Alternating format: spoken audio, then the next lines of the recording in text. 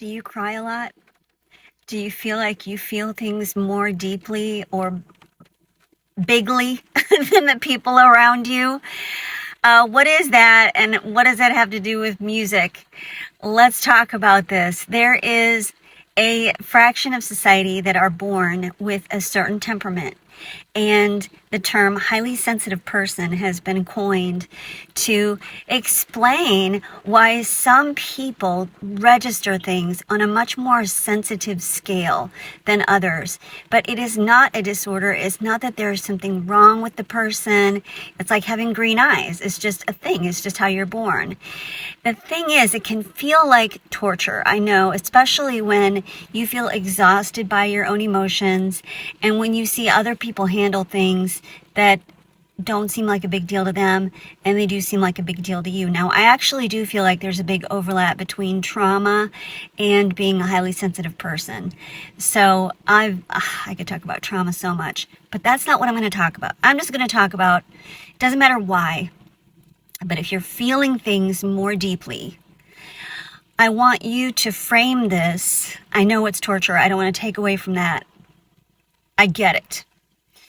But it's like having an emotional superpower because you can write songs that speak to the struggle.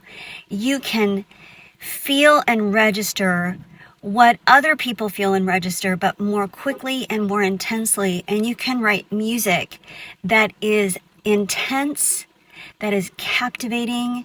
You can write music that makes other people feel like they are seen and known because you get it. And they may not even be able to express this emotion or this feeling. And you, as a songwriter, artist, singer, composer, player, you can create music that helps these people express and feel fully what they're not even able to really connect with. But you can, because you're a highly sensitive person and you're dialed in, and it's your frickin' superpower. So own it, embrace it, stop condemning yourself, accept it, allow for it, and then channel it into your art, channel it into your creativity. I want to follow up. Oh, there's my dog. I want to follow up on the video that I made about artists often being highly sensitive people who have big emotions, who cry a lot. And here's a little epiphany. There may have been a time in your life when you were very young that the only thing that you could control was your emotions. That was the only thing that other people couldn't control. And that could drive us to want to safeguard our emotions, not let go of emotions, feel them fully, be afraid to change them, be afraid to allow them to settle down.